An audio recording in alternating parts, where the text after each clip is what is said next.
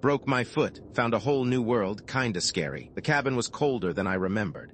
Maybe it was the time of year, late November gnawing at the edges of December, or maybe it was just emptier. Grandpa had filled the place with life, even in his quiet wood-carving way. Now it was just me and the dust motes dancing in the weak afternoon light. Unemployment had a way of making you nostalgic. Sarah, my sister, thought I was running away, hiding in the woods to avoid facing reality. Maybe she was right, but the city felt like a pressure cooker, and this cabin, inherited after Grandpa passed, was the only place I could breathe. The first few days were idyllic. I hiked the trails, the crisp mountain air burning in my lungs. The woods were silent save for the rustle of leaves and the occasional call of a crow. It was a stark contrast to the constant hum of the city. I even started writing again, something I hadn't done in years. That's when I met Mr. Abernathy. He was an old man, maybe 80, with eyes that were too sharp for his age. He owned the land surrounding the cabin, the trails winding through his property. He stopped me on the path one morning, his gaze unnervingly intense. "Stay on the marked trails, son," he'd said, his voice raspy like dry leaves skittering across pavement. "The woods, they don't like wanderers." I'd laughed it off, chalking it up to local color, but something about his tone stuck with me. It wasn't a friendly warning. It was a threat. Naturally, I ignored him. A week later, I decided to explore a section of the woods I hadn't seen before. I told myself it was for inspiration for my writing. But the truth was I was bored, restless. I wanted to see what was beyond the familiar paths. I pushed through thick undergrowth, the air growing colder, damper. The trees seemed to press in on me, their branches gnarled and twisted like skeletal fingers. I told myself I was being ridiculous. Then it happened. One minute I was walking, the next I was falling. The ground gave way beneath me, sending me tumbling down a steep embankment. I landed hard, a searing pain shooting through my left foot. I knew instantly it was broken. The climb back up was agonizing. I crawled, pulled myself up by roots and branches, the pain a white, hot scream in my leg. When I finally reached the cabin, sweat plastered my hair to my forehead, I collapsed on the porch, gasping for breath. The next few days were a blur of pain medication and self-pity. The cabin felt less like a sanctuary and more like a prison. Sarah called, her voice tight with concern. She offered to come down, but I stubbornly refused. I didn't want her to see me like this, helpless and broken. That's when the whispers started. At first, I thought it was the pain meds, a low, murmuring sound just on the edge of hearing. I'd dismiss it as tinnitus, a ringing in my ears. But it grew more distinct, more vocal. They weren't words, not exactly, more like fragments of thoughts, whispers on the wind. I couldn't understand them, but they felt malicious. I started sleeping with the lights on. The isolation was getting to me. I'd spend hours staring out the window, watching the woods. The trees seemed to be watching back. I started researching the history of the area. Havenwood, the small town a few miles down the mountain, had a dark history. Rumors of strange rituals, unexplained disappearances, whispers of a cult that had once thrived in the woods. I found old newspaper articles, faded and yellowed, hinting at things the townsfolk didn't want to talk about. The whispers grew louder, more insistent. They seemed to be coming from everywhere and nowhere at once. I started to make out individual voices, a chorus of unseen entities. They spoke my name, their voices laced with a strange mixture of longing and threat. One night, I woke up to find the front door slightly ajar. I was sure I had locked it. My heart hammered against my ribs. I grabbed Grandpa's old hunting rifle, its weight strangely comforting in my trembling hands. I searched the cabin, every shadow a potential threat. I found nothing, but the feeling of being watched, of being invaded, wouldn't leave me. I tried calling Sarah again, but the phone line was dead. Of course it was. I started seeing things in the woods, shadows that moved when I wasn't looking directly at them.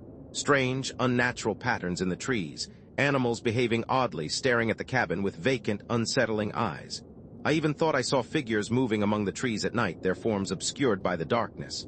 I tried to tell myself it was my imagination, the pain meds, the isolation. But I knew deep down that something was wrong, terribly wrong. One afternoon, I saw a group of construction workers clearing land near the edge of the woods. They were building something. I couldn't tell what it was from the cabin, but it looked out of place. Stark and angular against the organic backdrop of the forest. I decided to confront Mr. Abernathy. I hobbled down to his house, leaning heavily on a makeshift crutch. His place was even more dilapidated than the cabin, the paint peeling, the yard overgrown. He answered the door, his eyes colder than I remembered. "What do you want, son?" I told him about the construction, about the strange things I'd been seeing and hearing. He listened in silence, his expression unreadable. "You've been spending too much time alone, Mark," he said finally, using my name for the first time. "The woods, they play tricks on the mind." "What are they building out there?" I asked, my voice trembling. He hesitated, then shook his head. "Nothing you need to worry about, just some improvements to the property." His eyes darted away, a flicker of something in their depths. Fear? Guilt? I couldn't tell. Stay away from there, Mark, he said, his voice hardening, for your own good. I didn't believe him. That night, the whispers were louder than ever. They swirled around me, a cacophony of voices, pulling me down into a vortex of paranoia and dread. I couldn't sleep. I couldn't think. I just sat there, clutching the rifle, waiting for something to happen. I had a dream, or maybe it was a hallucination. I was walking through the woods, drawn by the whispers. I came to a clearing, and there it was, the structure the construction workers were building. It wasn't a building, not really. It was more like a cage. A massive, intricate cage made of dark wood and twisted metal. Inside, something was moving, something dark and shapeless. I woke up screaming. I knew I had to find out what was going on. I had to know what they were building in the woods. Ignoring the pain in my foot, I grabbed my crutch and ventured out into the darkness. The woods were alive with unseen eyes, the whispers echoing around me like a chorus of the damned. It took me hours to reach the construction site. The moon was hidden behind clouds, making the woods even darker, more oppressive. I moved slowly, cautiously, my heart pounding in my chest. When I finally reached the clearing, I gasped. The structure was even more terrifying than I had imagined. It loomed over me, a grotesque monument to something ancient and evil. The construction workers were there, too. They were chanting, their voices low and guttural. Mr. Abernathy stood at the center of the structure, his arms raised towards the sky. They were performing some kind of ritual. I realized with a sickening lurch in my stomach that they weren't just construction workers. They were cultists, and Mr. Abernathy was their leader. The whispers intensified, swirling around me like a physical force. I felt like I was being torn apart from the inside out. Then one of the cultists saw me. He pointed, shouting something in a language I didn't understand. The chanting stopped. All eyes turned towards me. Panic surged through me. I turned and fled, stumbling through the woods, the cultists hot on my heels. I felt the pain in my foot exploding in my brain. I scrambled to my feet, ignoring the agony, and kept running. They were gaining on me. I could hear their footsteps behind me, their ragged breathing, their chanting. I burst out of the woods and into a clearing. The cabin was in sight. I stumbled towards it, desperation lending me strength. I reached the porch, fumbled with the door, and finally managed to get inside. I slammed the door shut and locked it, shoving a heavy chest of drawers against it for good measure. I was safe, for now, but I knew they wouldn't give up. The whispers were louder than ever, filling the cabin with their malevolent presence. I could feel them closing in, their dark energy seeping through the walls. I grabbed the rifle and sat in the darkness, waiting. I didn't know how long I could hold out. Then, I heard a car pull up outside. Headlights flooded the cabin. It was Sarah. Relief washed over me, so potent it almost brought me to my knees. But then I saw the figures emerging from the woods, the cultists. They were surrounding the cabin. Sarah saw them too. Her eyes widened in horror. She started screaming. I threw open the door, the rifle raised. "Get out of here, Sarah, get out," she hesitated, then turned and ran back to her car. I fired the rifle into the air. The sound echoed through the woods, momentarily scattering the cultists. Sarah sped away, her tires kicking up gravel. I turned back to the cultists, my heart pounding. They were still coming. I fired again, hitting one of them in the leg. He screamed and fell to the ground. The others hesitated, then charged. I fought them off as best I could, but they were too many. They swarmed me, their hands reaching, their eyes filled with madness.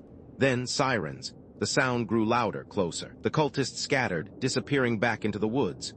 Police cars and ambulances arrived, their lights flashing, their sirens blaring. I collapsed on the porch, gasping for breath. Sarah ran to me, her face streaked with tears. "Mark, what happened?" "What was that?" I couldn't answer. I was too exhausted, too traumatized. The paramedics loaded me into an ambulance. Sarah rode with me, holding my hand. As we drove away, I looked back at the cabin. The woods loomed behind it, dark and menacing. I could still hear the whispers. At the hospital, I told the police everything. About Mr. Abernathy, about the construction, about the cult. They listened politely, but I could see the skepticism in their eyes. They said they would investigate. They found the structure in the woods. They dismantled it, but they couldn't figure out what it was for. They couldn't find Mr. Abernathy. He had vanished without a trace. The police dismissed the incident as a case of aggravated assault and vandalism. They said I had probably hallucinated the rest, a result of the pain medication and the stress. Sarah tried to be supportive, but I could see the doubt in her eyes too. She thought I was losing my mind. I was released from the hospital a few weeks later. I went back to the city, back to my old life, but I couldn't shake the feeling that I was being watched. I could still hear the whispers, faint but persistent. I knew deep down that it wasn't over. The woods were still out there, and whatever was lurking in them was still waiting. Sometimes, late at night, I wake up in a cold sweat, convinced that I can see Mr. Abernathy's face in the shadows. I can hear the chanting, the whispers, the dark energy closing in. I don't know if it was real or if it was all in my head. But one thing I know for sure, I'll never go back to those woods again. But the woods, I fear, will never leave me. They are a part of me now. A dark, unsettling part that I can't escape. And sometimes when the wind is just right, I swear I can hear the whispers calling my name.